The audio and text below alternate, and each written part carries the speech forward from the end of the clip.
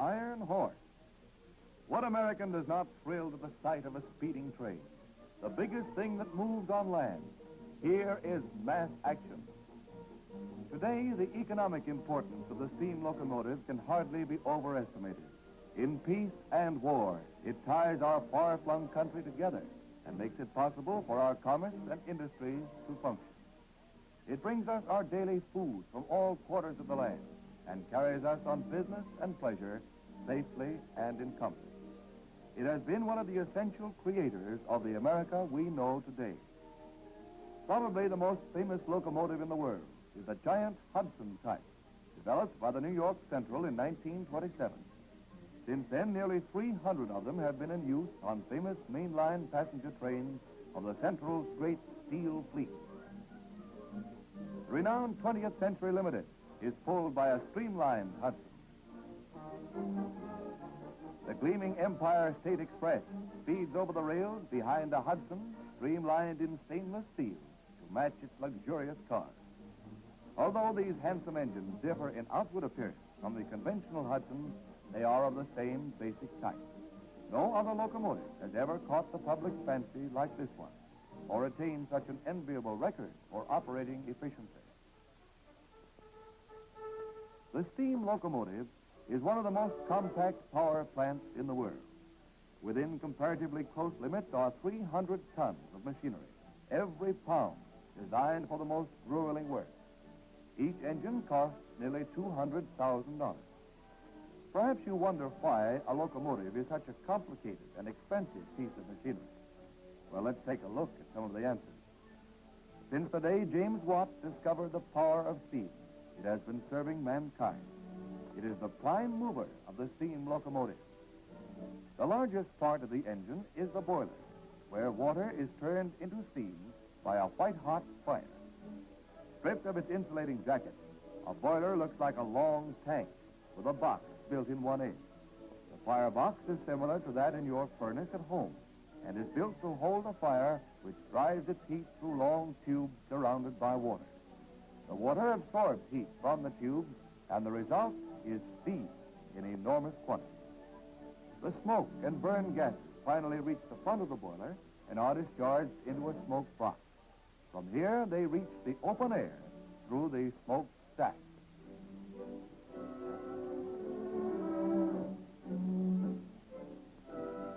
To produce mechanical energy, the tremendous power of expanding steam must be properly harnessed. In a locomotive, this is accomplished by utilizing cylinders, pistons, connecting rods, and wheels. In this cutaway model, the fundamental parts are shown in action. This relatively simple-appearing machinery is the result of more than 100 years of constant research and experimentation, which is still being pressed. The power stroke begins when the valve allows steam to flow into the cylinder. Its expanding force pushes the piston to the other end of the cylinder. In the meantime, the valve again moves, allowing the steam to push the piston back.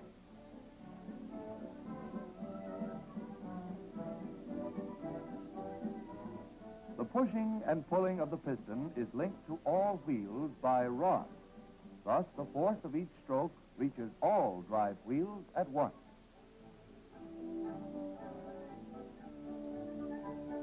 Although this mechanism produces the actual power, there are many other accessory devices which are necessary to make the modern engine safe and efficient.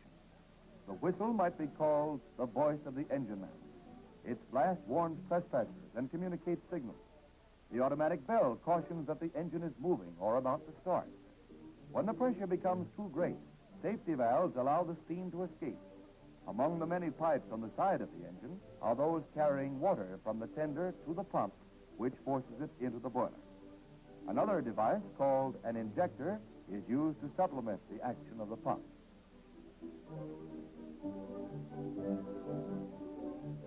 On top of the boiler is located a small steam-driven generator. This supplies electricity for the headlights, automatic train stop device, and various lights in the cab. Two pumps supply compressed air for the brake equipment, bell ringer, and other accessories. Strong reservoirs hold the air at a pressure of 140 pounds per square inch. The brakes are iron shoes held against the wheels by air pressure. A slight twist of the engine man's brake handle applies the friction. When the rails are slippery from rain or snow, it is necessary to use sand to provide traction. It is stored in a compartment on top of the boiler and fed through pipes by compressed air. The flow is controlled by the engine man.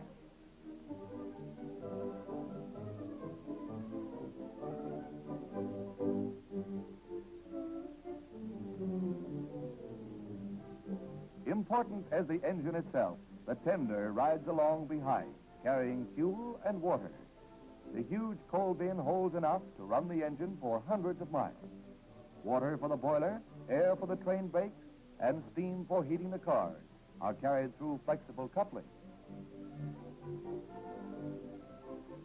Coal is brought forward from the tender by a revolving screw, which crushes large lumps as it moves them through a tube to the firebox door.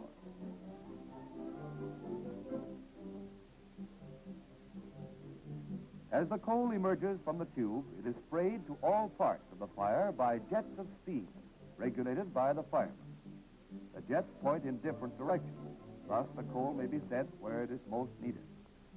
After the first adjustments have been made, the fireman can regulate the stoker so that a constant spray of coal will be fed to the fire. On the larger locomotives of today, a man cannot shovel coal fast enough to develop the full power of the boiler. On the rear of the tender are the coupler and other connections. The entire pulling power of the locomotive is transmitted by this steel knuckle. The pipes carry steam heat, air for the brakes, and air for the communicating signal. Locomotives do not earn their keep when standing still. The interest charges on an investment of nearly $200,000 a unit run so high that it's good business to keep engines in operation as much as possible. After their runs of from 300 to 900 miles, they are given a thorough servicing. This is handled at engine terminals located at important points.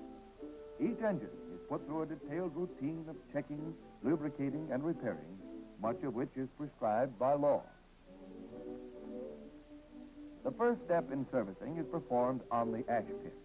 Here, the fire is dumped into a concrete pit filled with water. The hoppers are washed clean and the grates tilted so that the firebox is empty. As soon as the fire is dumped, the steam pressure begins to drop. However, the insulation on the boiler is so efficient that it will hold steam long enough to move the engine into the roundhouse. Railroad management believes that its equipment must not only run well, but look well. Good old-fashioned scrubbing with plenty of soap and water does the job. It is all part of a gigantic housekeeping task that employs thousands of men and women on the railroad.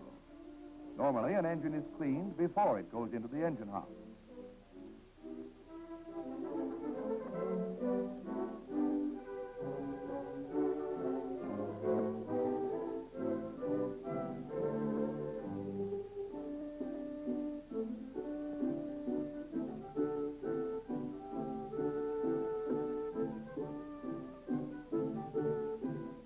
A sample of water from each incoming locomotive is tested to determine the amount of dissolved or scale-forming solid in the boiler.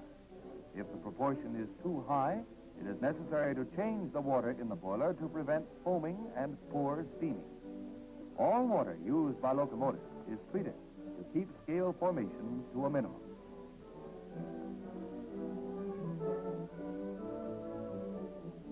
The major part of servicing takes place in the busy engine house. Built in the form of a semicircle, it is commonly called a roundhouse. By means of a turntable, engines may be quickly placed in the proper stall. It's interesting to find railroad terms such as stall and hostlers, which have persisted from stagecoach days. Hostlers are the men who run the locomotives at engine terminals. They handle these unwieldy giants with great skill and precision.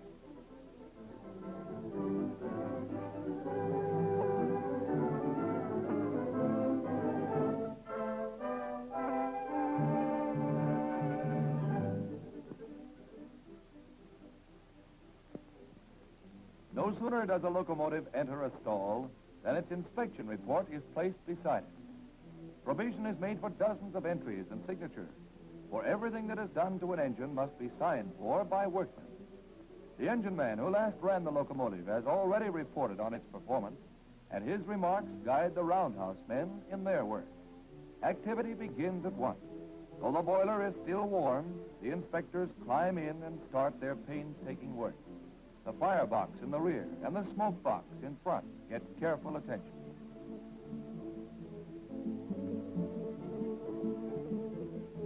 Machinery inspectors check the mechanical parts to detect flaws and loose bolts.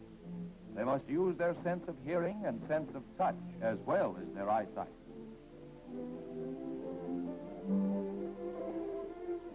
During the checking of air equipment, a flaming torch serves a double purpose.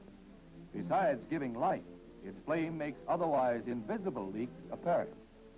Because of other noises, the inspector cannot depend on hearing a telltale hiss of escaping air. During most of its stay in the roundhouse, the locomotive is subjected to inspections of many kinds. Here, the electrical parts come in for their share. Each inspector is an expert in his line. By using crews of skilled men in definite routine, it is possible to service these engines in a few hours. Unlike most industries, the railroad must operate on a rigid time schedule. This means that no delays can be tolerated, except under the most unusual circumstances. The men who operate the trains must be backed by vast, behind-the-scenes facilities. An engine terminal employs hundreds of mechanics working at many different trades. Aided by modern, efficient tools, these men are constantly winning a race against time. Many come from families whose men have been railroad workers for generations. They have a deep-rooted pride in their work, and their spirit plays no small part in keeping the trains rolling during extremely difficult times. Regardless of weather, the work must go on day and night to provide a steady stream of locomotives to keep America's transportation lines open. In addition to the routine inspection, it is sometimes necessary to make various repairs. More extensive inspection and overhauling is scheduled on a monthly, quarterly, and annual basis. A complete reconditioning is done after the locomotive has run a specified number of miles. Most roundhouses are provided with special apparatus for changing wheels. This operation is done by electric elevators, which lower the wheels into a pit after they have been detached from the engine frame. After they have been lowered, they are moved to one side and brought up to floor level again.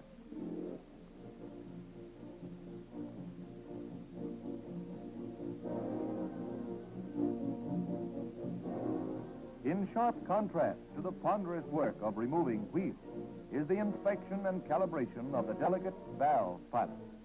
In this small box is a recording apparatus which gives a graphic picture of the locomotive's performance. Pencils trace lines on a moving paper tape to tell the story. One makes a chart of the engine's speed, and another tells how efficiently it is operating. The records are used to determine such things as fuel and water consumption and other important factors in the locomotive's operation. After each run, the tape is removed and sent to a central office for analysis. Through the study of these records, it is often possible to effect improvement in locomotive operation. When something breaks, it is important to know the reason. Detailed reports of the failure are sent to the railroad's own engineering test laboratories for study. Some cracks cannot be seen by the naked eye, but an ingenious electromagnetic device detects flaws in metal parts. Metallic dust sprinkled on the surface will form ridges when the unit approaches a hidden crack. Lubrication, the final roundhouse operation, requires more than a dozen different oils and greases. While the work is being completed, the terminal foreman is receiving a list of scheduled trains with the number of cars in each. With his assistance, he assigns the locomotives for the day's work. A bulletin board tells hostlers when and where the engines will be needed.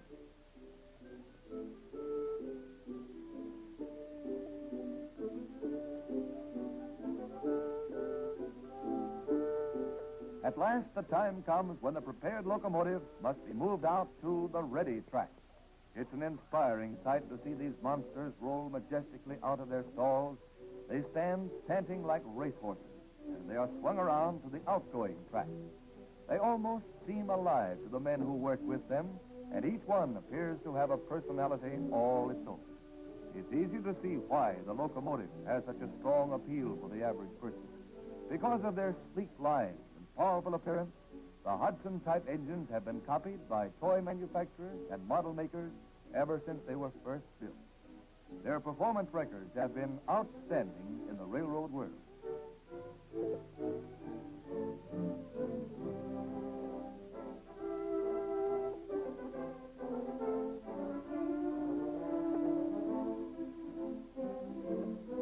The coaling plant is the next stop.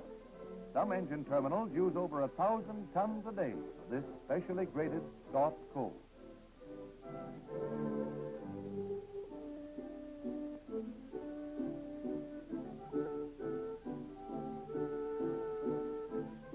The problem of securing an adequate supply of water satisfactory for locomotives is a serious one. The New York Central spends over $2.5 million each year for this purpose. The water must be treated and stored in sufficient quantities to guard against the possibility of shortage. These locomotives use about 6 barrels of water a minute when running at high speed. In order to keep up with this demand without the delay of frequent stops, the engine must pick up water while running. It is taken from a long pan between the rails. A scoop is lowered when the pan is reached, and the speed of the engine sends the water up into the tender cistern. Track pans are located at approximately 40-mile intervals along the main line. Moving to the ready track is the final operation at the engine terminal. Here the locomotives are lined up in the order in which their trains will leave. Every part of the engine has been inspected and put in proper working order. The locomotive in action is a magnificent sight. When the starting signal comes, the engine man's hand is on the throttle lever. A gentle tug, and the steam roars into the cylinders. The giant moves. Every ounce of its 5,000 horsepower is brought into play to pull more than 1,000 tons of passenger cars. As the train gathers speed, the exhaust beats come in a faster cadence. The locomotive is using a vast quantity of steam at this point, and the fireman must adjust his stoker to make a clean, hot fire. By skillful manipulation, he feeds the coal just fast enough to make a roaring fire with almost no smoke. A great deal depends on how well his job is done, for lack of steam prevents the engine man from making his scheduled speed.